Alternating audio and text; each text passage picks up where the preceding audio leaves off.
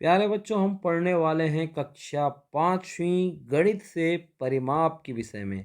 जैसा कि नाम से स्पष्ट है, परि परि यानी होता है चारों ओर, और माप यानी होगा नापना, चारों ओर को नापना। अब चारों ओर को नापना कहने का अभिप्राय ये है कि किसके चारों ओर कोई एक आकृति होगी, उसी को नापेंगे। तो आकृति भैया दो प्रकार की होती है। एक आकृति होती है बंद आकृति, और एक होती है खुली आकृति। आप समझ नहीं पाए ना किसको बंद कहते हैं? देखिए, जब किसी आकृति में एक बिंदु से चल करके फिर उसी बिंदु पर आ करके मिल गए, है ना, वहीं पर पहुंच गए, तो ऐसी जब आकृति बनेगी ना, इसको हम बंद आकृति कहते हैं। ये हुआ बंद आकृति। अब इसका जो है कहीं से भी अंदर जाने के लिए रास्ता नहीं बचा, क्योंकि जहाँ से शुरू हुई थी और वो चलते चलते जो है पूरा उसी पर जा कर के मिल गई। तो कहीं पर ये ऐसा रास्ता नहीं रहा कि उसके अंदर पहुंचा जा सके। तो ये हुआ बंद आकृति। और एक आकृति ऐसी होती है कि जब एक बिंदु से चल करके हम देखते हैं और कहीं पर भी उसी बिंदु पर वापस जो है हम नहीं पहुंच पाते, उस बिंदु पर हम नहीं पहुंच पाते, तो ऐसी आकृति जो है फिर खुली आकृति कहलाती है। तो आशा है आपको समझ में आ गई होगी बंद आकृति और खुली आकृति। तो परिमाप किसका होता है? परिमाप होता है बंद आकृति का। बंद आकृति के ही चारों ओर को जो है हम नापेंगे।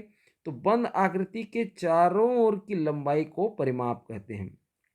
देखिए कंडीशन, देखिए परिमाप में क्या क्या है कंडीशन। पहला चीज ये कि वो रहना चाहिए बंद आकृति, रहना चाहिए। तो बंद आकृति के चारों ओर की कुल लंबाई के परि जो नाप है उसको चारों ओर के, चारों ओर को, चारों ओर की माप, ये दूसरा शर्त है।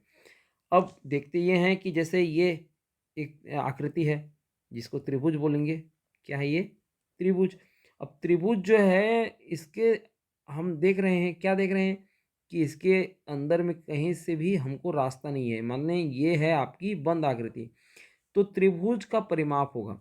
और त्रिभुज में हम ये भी देख रहे हैं कि इसके तीन भुजाएं हैं। मान लो हम कहें कि ए, बी और सी, ये बिंदी हैं इसके तीन शीर्ष का। तो त्रिभुज का परिमाप क्या कहलाएगा? त्रिभुज का परिमाप होगा, त्रिभुज की परिमाप इसकी जो तीनों भुजाइयों का, तीनों भुजाओं की लंबाई का योग। इसके तीन भुजा कौन कौन से हैं? ए बी, भुजा ए बी, ठीक है।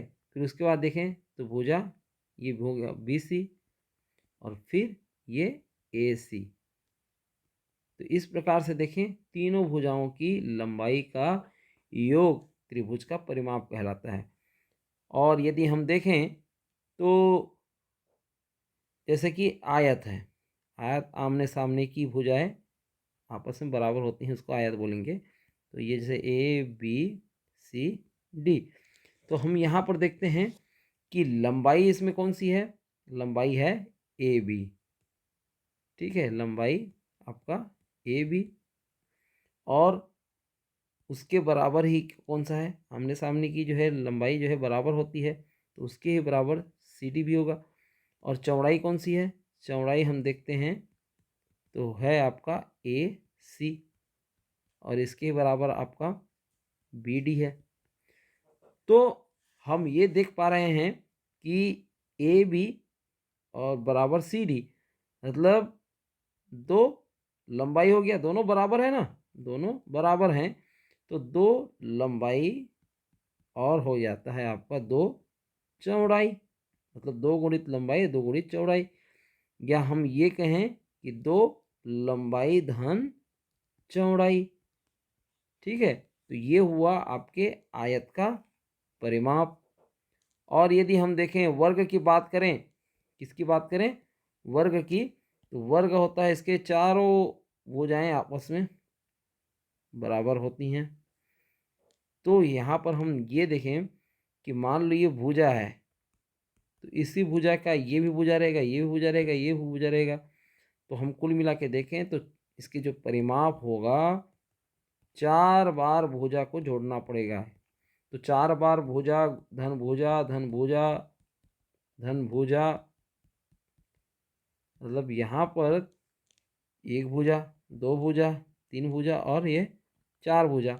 चार भुजा को जोड़ने के बजाय हम सीधे सीधे चार गुणित भुजा कर देते हैं, तो ये हुआ वर्ग का परिमाप। तो इस प्रकार से परिमाप की ये सूत्र थे। आने वाले पीरियड में अंक में हम परिमाप से संबंधित जो गणित है उसका अध्ययन करने वाले हैं। तो आप जो है यदि चैनल में नए हैं तो इसको सब्सक्राइब कर लीजिए ताकि आपको नोटिफिकेशन मिल जाएगी। तो फिर मिलते हैं उस अंक में।